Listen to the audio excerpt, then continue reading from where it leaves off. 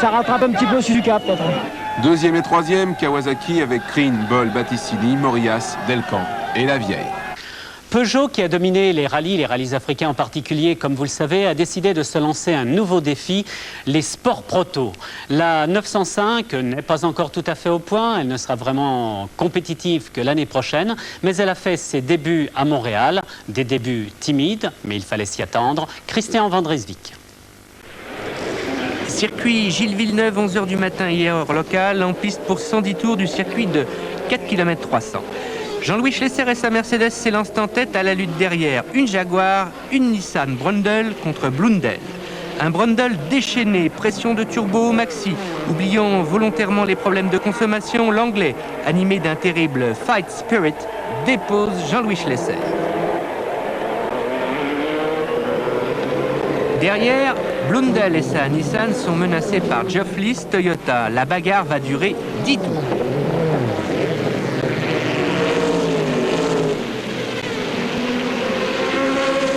Minutes de course, François Migaud et son ALD en perdition. Au départ de l'accident, certainement un triangle ou un porte-moyeu cassé. Une glissade qui n'en finit pas.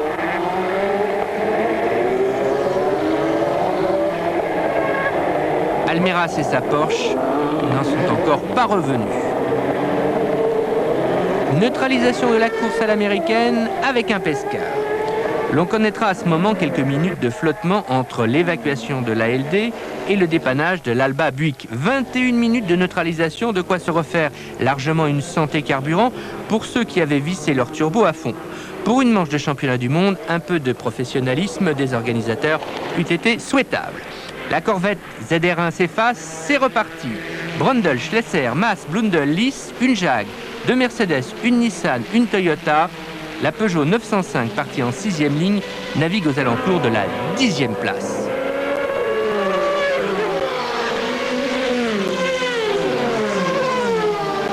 Quatrième et cinquième, Blundell et Lees sont toujours à la lutte. Geoff Lees finit par réussir à dépasser la Nissan.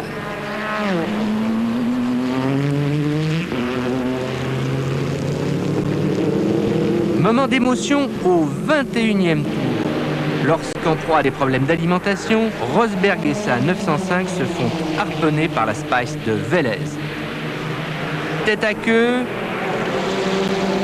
demi-tour façon Grand Prix, malheureusement un peu plus loin, la pompe à essence rendra définitivement l'âme, c'est fini.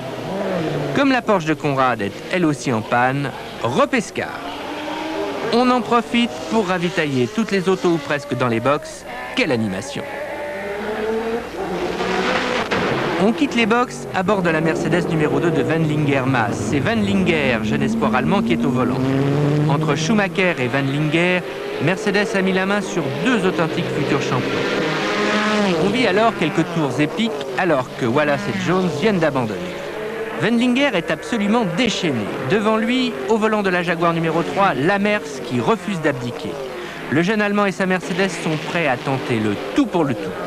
Ils réussiront finalement, suivi par Baldi sur la numéro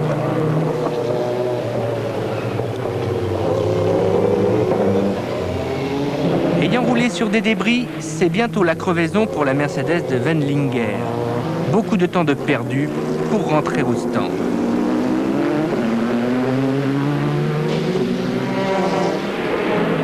Le Pescar et les ravitaillements ont propulsé la Nissan en tête.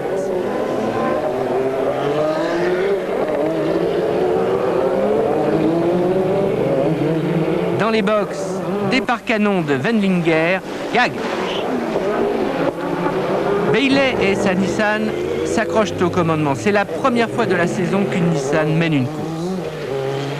Derrière, superbe bagarre pour la 4e place entre les deux Porsche de Schneiderbart et Reuter-Anscar. Le rêve de Bailey n'aura duré que 10 minutes. Baldi et sa flèche d'argent reprennent l'initiative.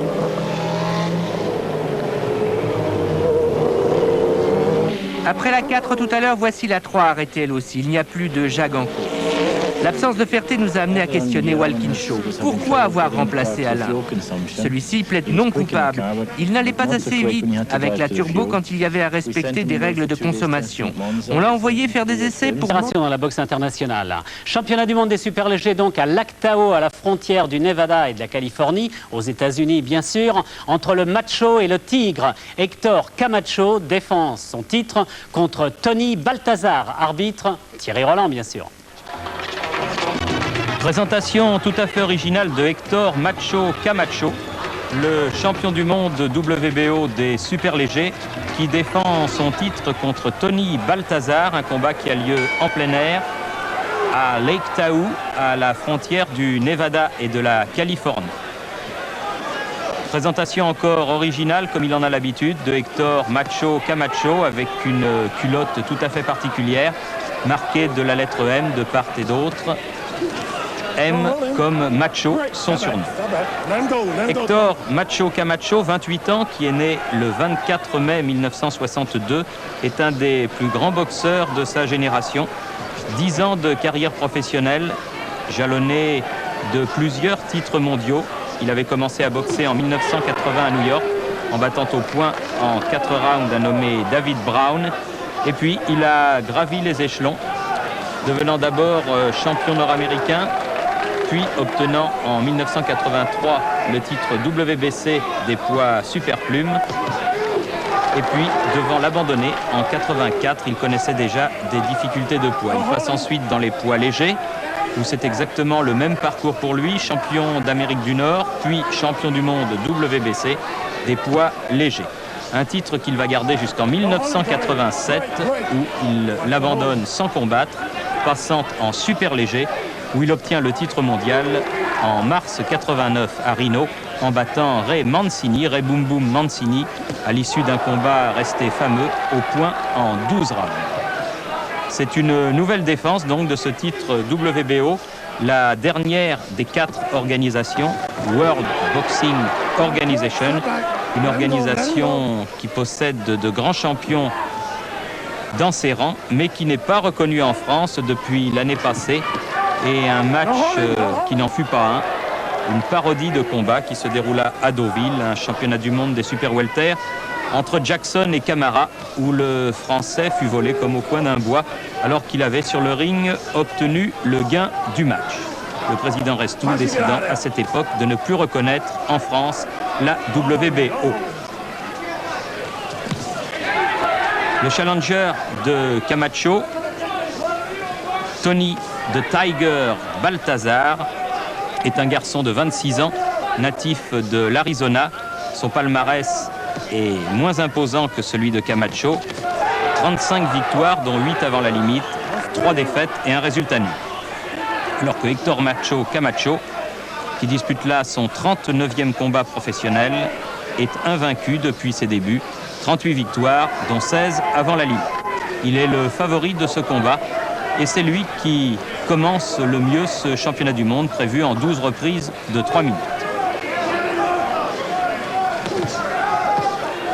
Très vite de bras Camacho.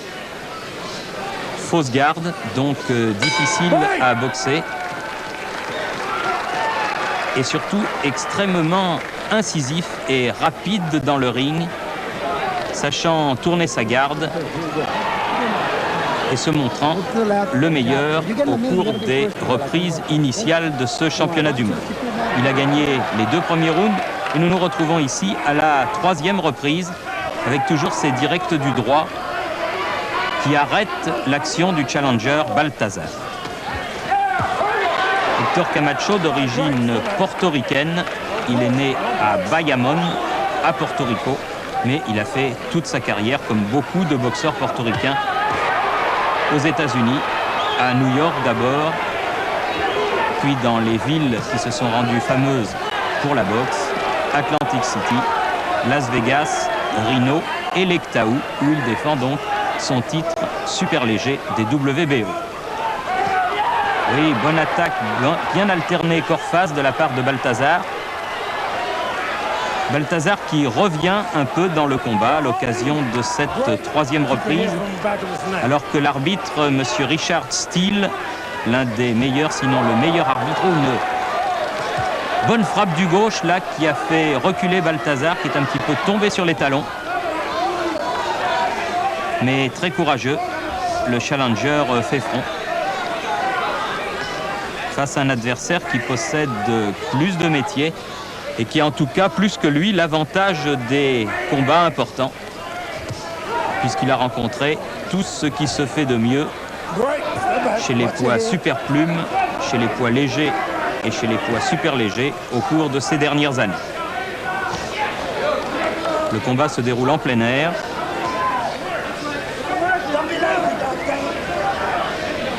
Et avec son style très particulier. Héctor Camacho, qui domine dans ses premières reprises, se maintenant à bonne distance et craignant beaucoup le travail au corps de Balthazar, qui alterne très bien les coups au corps et à la face. Encore une intervention de Monsieur Steele. Les accrochages au cours de ce championnat du monde ont été assez nombreux, bien qu'il se soit déroulé dans un excellent esprit. En direct du droit, là encore, de la part du tenant du titre.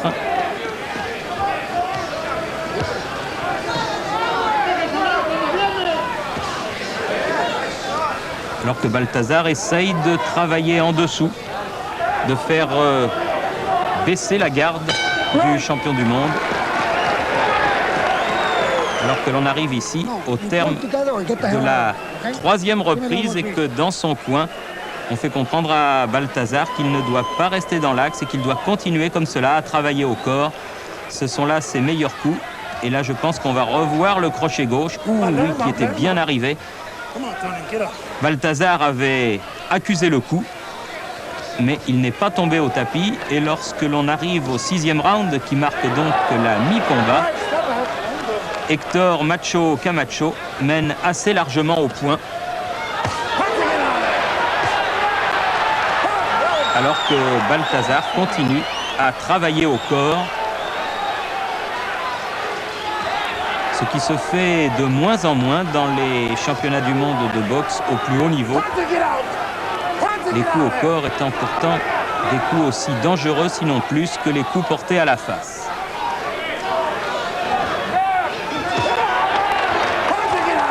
Un petit peu trop tendance à se coucher et à tenir Balthazar. Ce que M. Steele ne manque pas de lui rappeler, une bonne droite du challenger là. Et encore une intervention de M. l'arbitre.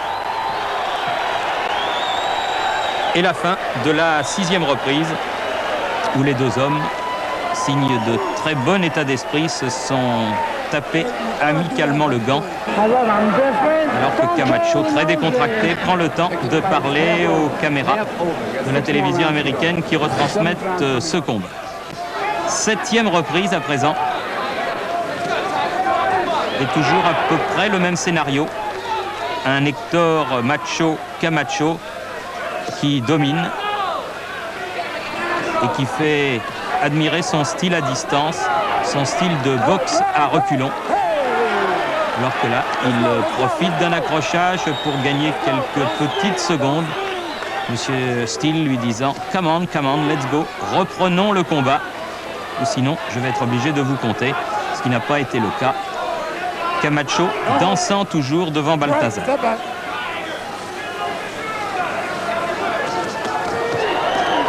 Très vite de bras. Frappe des deux points en jab. Toujours dans cette 7e reprise. Nous arrivons maintenant à la 9e. Un combat qui s'anime quelque peu car Balthazar sait qu'il est en retard sur les cartons des 3 juges et qu'il se doit de faire le forcing.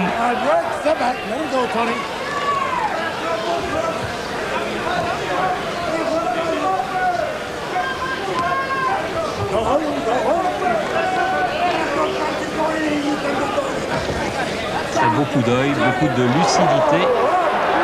Et un coup qui est arrivé dans la coquille du champion du monde. Un discutable coup bas, involontaire sans doute de la part de Balthazar. Quelques secondes de récupération, on le revoit au ralenti.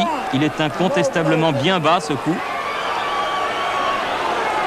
Heureusement que la coquille a protégé le champion du monde qui a besoin quand même de quelques secondes de repos pour récupérer ce qu'il fera, menant toujours au point, alors que l'on commence maintenant la 12e et dernière reprise de ce championnat du monde de la World Boxing Organization, catégorie des super légers.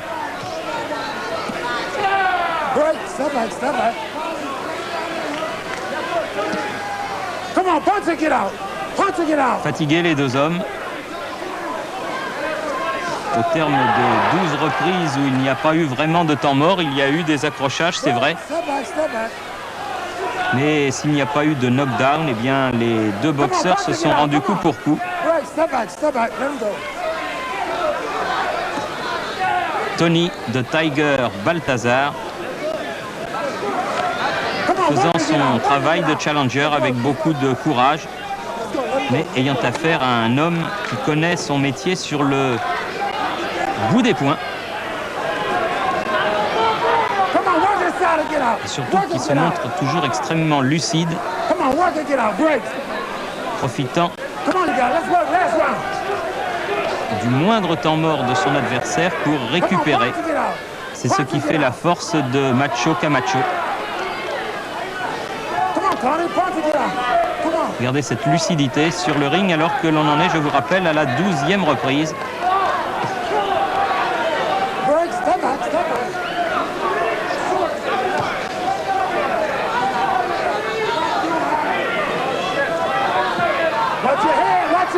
Attention aux têtes, hurle Monsieur Steele, l'arbitre. Toujours difficile contre un fausse garde et en reculant encore ces crochets du droit qui stoppent le challenger. Cela aura été une fois encore l'arme maîtresse de Héctor Macho Camacho dans ce championnat du monde, qui va se terminer à son avantage. Les deux hommes marqués physiquement, mais victoire au point à l'unanimité des trois juges de Héctor Macho Camacho, qui conserve son titre mondial des superlégers WBO. À 28 ans, sa carrière est loin d'être terminée. Et voici pour terminer un autre championnat du monde dans un sport que vous avez découvert grâce à Minuit Sport, la boxe thaïlandaise, avec Krongsak, le Thaïlandais installé en France, contre le Néerlandais Duif. Commentaire de Jean-Paul Maillet. Regardez bien le boxeur à droite sur l'écran. Il s'appelle Krongsak. Il est thaïlandais et champion du monde. Face à lui, le Hollandais Druif, un des meilleurs combattants européens, classé dans cette jungle de la boxe thaïlandaise qui représente actuellement une des formes de boxe les plus dures. Krongsak, à droite, toujours, 150 combats, presque autant de victoires, un des plus redoutables techniciens de la boxe thaïlandaise. Une boxe qui autorise presque toutes les techniques, puisqu'on a le droit, avec les poings, d'ajouter les pieds, les genoux et même, dans les règles asiatiques, les coudes. Un pari difficile pour Druif, ici short rouge, d'affronter le roi Krongsak chez lui, en France, puisque le Thaïlandais y est installé maintenant depuis 3 ans. Beaucoup de techniques de la part du Hollandais dans cette première reprise. Beaucoup de techniques de pieds et de poings contre Krongsak, toujours très lucide et qui démarre généralement ses combats très lentement. Oui, beau crochet du gauche de Krongsak. Coup de pied gauche.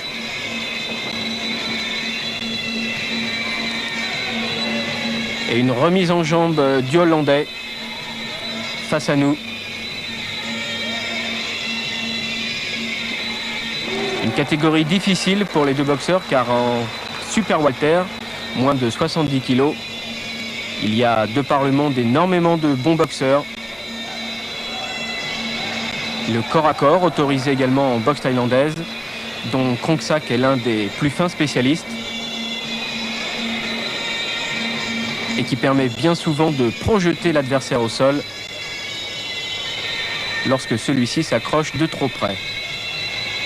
D'ailleurs, on va en voir maintenant la démonstration. Kongsak laisse passer l'orage, saisit son adversaire et le projette au sol pour s'en débarrasser. Deuxième reprise de ce match international entre le Thaïlandais Kongsak de dos et à droite sur l'écran et le Hollandais Druif qui attaque tout de suite avec coup de pied direct et coup de pied circulaire. Difficile de s'imposer pour le Hollandais face à Kongsak qui réussit maintenant à le déséquilibrer grâce à un coup de pied sur la jambe d'appui. Il faut réaliser que les coups de pied, notamment portés avec le tibia, sont très efficaces et très douloureux. Il déséquilibre complètement le boxeur lorsque celui-ci en encaisse un. Et pour se déplacer ensuite sur un ring, eh bien, il faut se rappeler des béquilles que l'on recevait à l'école, messieurs, et c'était pas toujours facile. Très bel enchaînement de Kongsak, double coup de pied circulaire porté dans les côtes, même si ça touche le bras, ça fait très mal.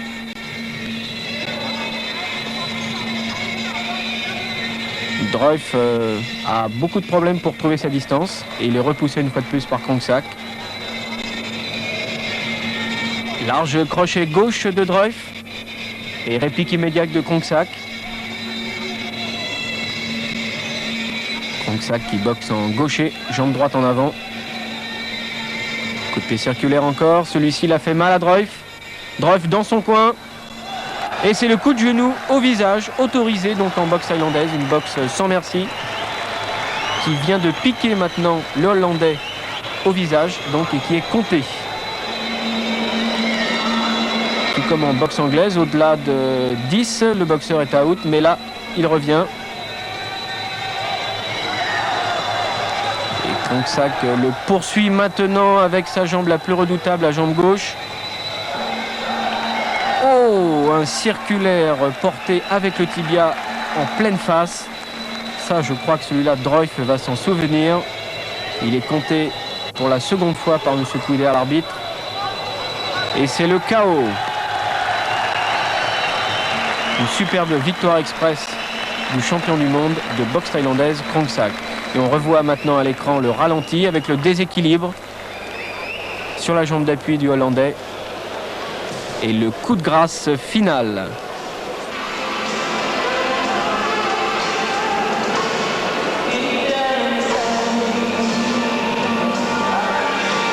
Voilà, et bien c'était donc le dernier numéro de Minuit Sport. Merci de nous avoir été fidèles pendant 3 ans.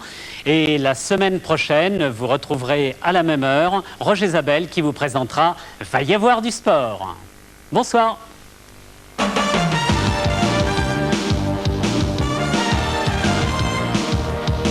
Go Sport, la folie du sport.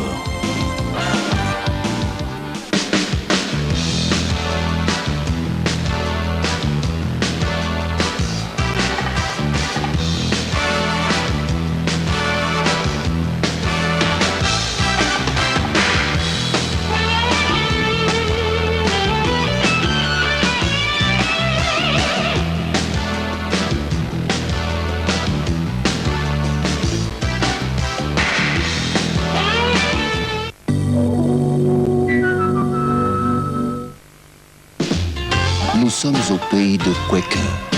C'est ici que Quaker prépare les céréales Crossley.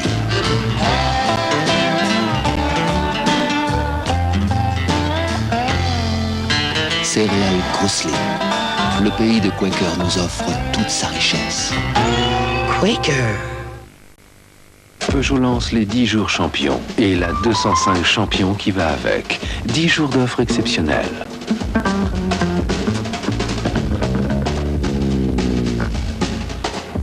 Il serait vraiment dommage de ne pas en profiter.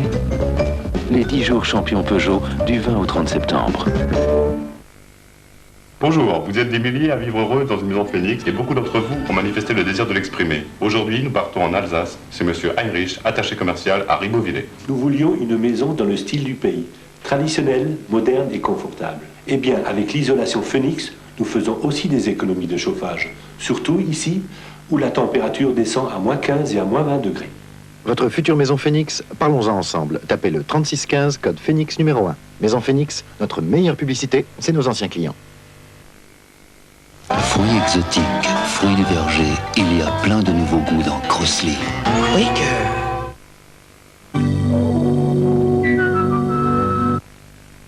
Les conseils essentiels, c'est ça, TVHA. Rendez-vous sur votre Minitel 3614 TVHA. Sacrée soirée sous chapiteau. En direct du cirque d'hiver, un coup de cœur pour le cirque du soleil. Couleur, magie et rêve. En piste autour de Jean-Pierre Foucault, Eddie Mitchell, Florent Pagny, la compagnie créole et l'invité mystère. Une sacrée soirée au cirque sur TF1. Mais pour l'instant, Jean-Claude Narcy pour les dernières informations. Un téléfilm irascible déploie ses ruses dessus et devient le grand Manitou d'une mésaventure plutôt futée. Eh bien, ce sera tout à l'heure à 1h-5. Et à 1h20, vous pourrez voir ou revoir l'émission 7 sur 7 d'hier avec Antoine Riboud, invité d'Anne Sinclair. Tout de suite, donc, le dernier journal TF1 Nuit, Jean-Claude Narcy.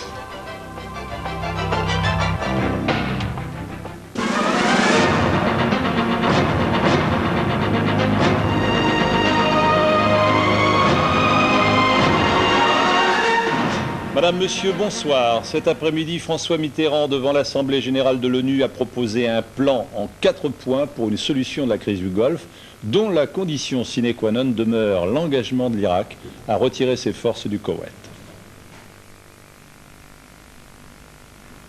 Eh bien, je dis qu'il n'y aura pas de compromis tant que l'Irak ne se ralliera pas au vu du Conseil de sécurité.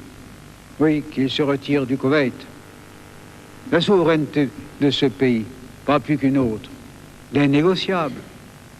Que l'Irak, en revanche, affirme son intention de retirer ses troupes, qu'il libère les otages, et tout devient possible. Dans une seconde étape, c'est ainsi que je vois les choses, la communauté internationale qui a sanctionné l'agression serait à même de garantir la mise en œuvre du retrait militaire, la restauration de la souveraineté du Koweït et l'expression démocratique des choix du peuple koweïti.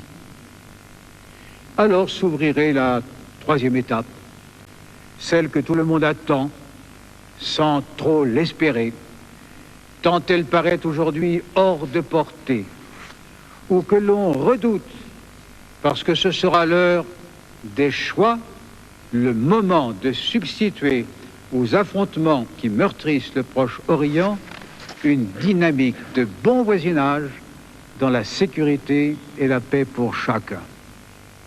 Dans ce contexte, une conférence internationale jusqu'à présent rejetée par les États-Unis et Israël pourrait donc se tenir sur les problèmes du Proche-Orient. Dans son allocution qui a duré un peu plus d'une demi-heure, le président français a imaginé ensuite une 4e étape qui s'attacherait à la réduction mutuelle et consentie des armements et à l'amorce d'une coopération qui s'étendrait de l'Iran au Maroc. En outre, cette crise du Golfe a permis à François Mitterrand de constater qu'on est à l'aube d'un nouvel équilibre international. À New York, l'analyse d'un de nos envoyés spéciaux, Gilles Boulot. Que dire, que faire pour tenter d'apaiser 53 jours de conflit dans le Golfe? La présence de François Mitterrand dans l'enceinte de l'ONU apporte à elle seule un élément de réponse.